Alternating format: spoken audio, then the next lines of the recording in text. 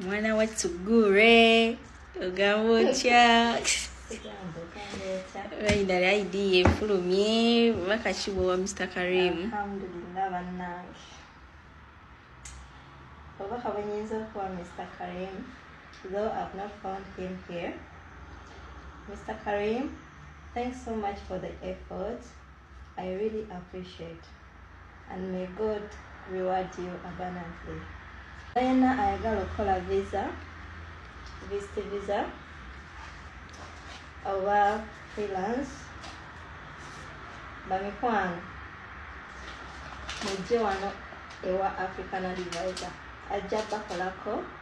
He's a genuine person.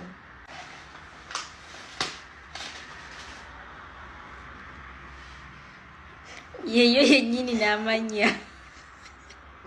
Yeyo. Nange, congratulations dear.